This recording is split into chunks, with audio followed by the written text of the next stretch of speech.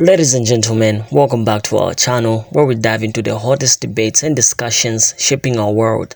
Today's episode is nothing short of explosive, featuring none other than Dr. Myriam Francois, a powerhouse in journalism and academia, going head to head with former US diplomat Bill Braider. Buckle up because sparks are about to fly. In a recent news interview, tensions reached a boiling point as Dr. Myriam Francois challenged Bill Braider on the contentious issue of the US strike in response to the Houthi blockade of the Red Sea. With the stakes high and opinions divergent, this clash of perspectives promises to be a roller coaster ride through geopolitics, ethics, and global responsibility. Dr. Francois takes the stage, unleashing a barrage of criticism against the US intervention. She passionately advocates for a ceasefire, condemning the impact of the conflict on the already dire humanitarian crisis in Yemen and Gaza. Brace yourselves for a verbal onslaught as she fearlessly confronts Braider's defense of the military action. As the debate intensifies, our viewers are in for a treat. You won't want to miss a single moment of this heated exchange that transcends borders and ideologies. And here's the twist, folks.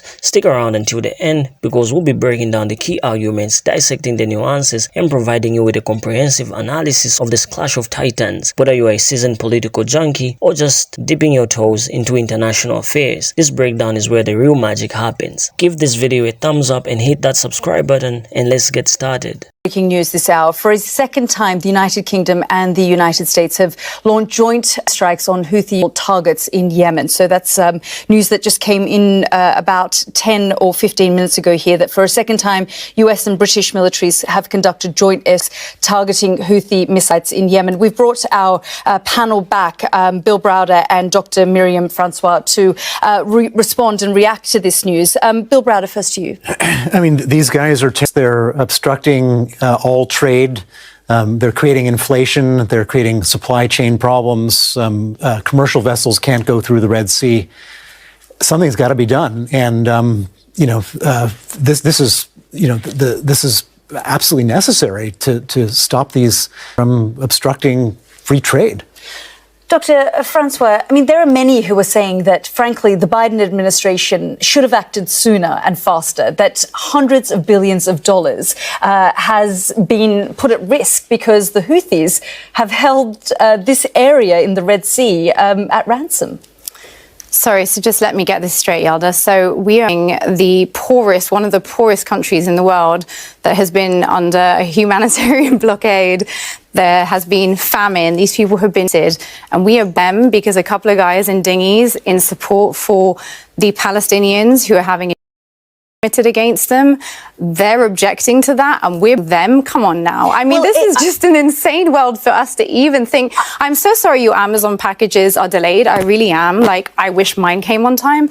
But, you know, there are 2 mothers a day in Gaza right now. It's 109 days into a conflict in which a humanitarian crisis has been declared to the world day day out. By the way, Dr. Francois, there are many who are Yemen watchers who monitor and follow the Houthis, who say this is doing wonders for their branding, actually, that it isn't just the Palestinian cause that they're focused on. So call a ceasefire now and end the positive branding. If you want to stop the Houthis doing what they're doing, then call a ceasefire right now. Do you genuinely believe that the Houthis would stop doing what they're doing? They have literally said that that's why they're doing what they're doing. They have not previously blocked those routes for any other reason except this one. So yes, I do. And I also think the West needs to start to understand that you cannot just go around playing cowboys in the world. There are consequences to your actions. You cannot just go around people's countries ignoring international law and expect no repercussions. For every cause, there is a consequence. And just because you don't like a couple of guys trying to resist, I mean, these are now prescribed. Sure, according to Western governments, well, also according to the Yemeni people, because they've which is a Saudi-backed government, which is essentially our. But the Yemenis who live, under Houthi rule, talk about the fact that this group continues to terrorize them as well. Yeah, I'm no fan of the Houthis, apart from when they're blockading in favor of a ceasefire, which should have been called a long time ago. Bill Braider, I'm just going to bring you into the conversation. We started the whole conversation an hour ago about how you can't afford housing and your generation and so on and so forth. These people are creating a total trade blockade which is causing inflation, which is causing all sorts of problems to everybody. 25,000 people are in Gaza right now. There are over 60,000 people injured with no access to food, water, aid. How dare we have a conversation about trade when there are children right now being treated without anesthetic? Well, there are things that require us to make some sacrifices, and this would be one of them. They do have the global economy, global markets hostage. Good for them. Bill Browder. Good for them. Ceasefire now. Ceasefire now. We're going to have to... Now, that was the video of Dr. Myriam Francois. Such a courageous woman, isn't she? Now, let's kick things off with the cheerleaders for the US intervention. Yeah, they exist. They are shouting "Go USA" and waving flags, claiming it's all about stopping Houthi rebels who are like the cool kids at the rebellion party, sponsored by Iran. Apparently, they are messing with international shipping and annoying their neighbors. The US is playing peacemaker, handing out humanitarian aid like it's candy, and trying to wrap this whole thing up with a diplomatic bow. Now, cue the drama queens, the critics. They are throwing shade left and right, calling USA out for breaking international law and being the villain in Yemen's humanitarian crisis. It's like, come on, Uncle Sam, stop being the bad guy. They are blaming the US for giving the green light to the Saudi-led coalition, which, let's be real, has a questionable track record on civilian-friendly attacks. But wait, there is more. Enter the neutral or ambivalent gang. They are like the chill friends in the middle, sipping on their diplomatic tea. They get that this situation is messy, shouting, why can't we all just get along? They are calling for teamwork with the global crew and local neighbors to find a chill, long-term solution. Time for a quick quiz. Drop your answers below. Are you Team USA, Team Critics, or Team Neutral? Let the emoji war begin. As we unravel this geopolitical telenovela, it's clear that everyone's got a role to play.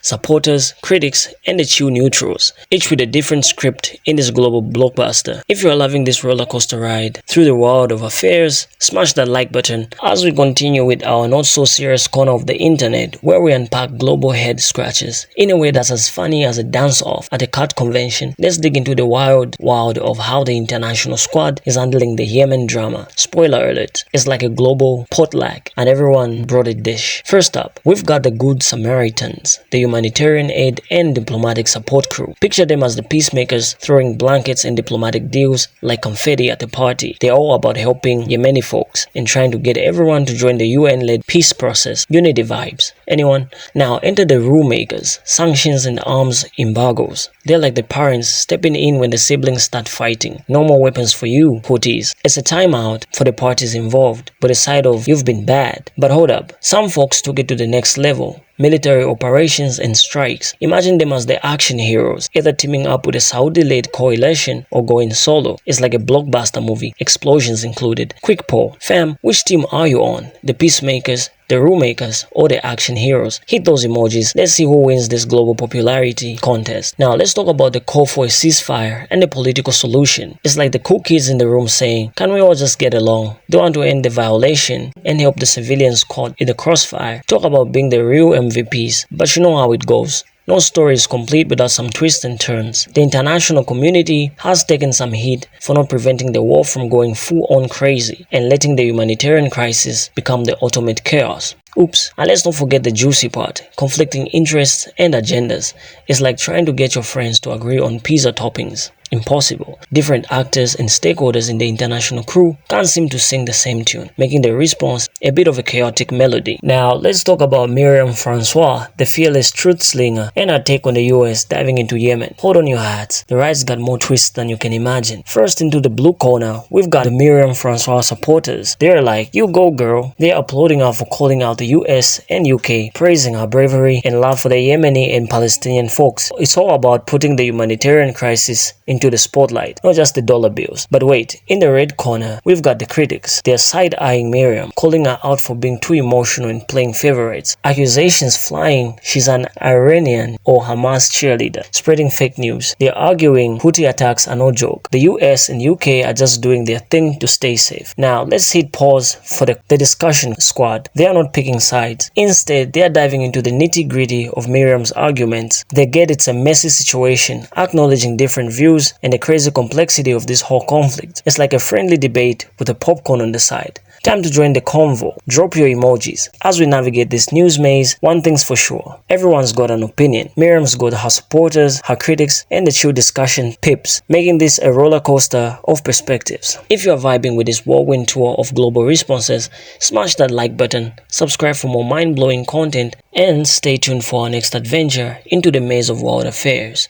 I've been your host on our channel, where learning is a party and understanding is the ultimate VIP pass. Catch you on our next video. Signing off.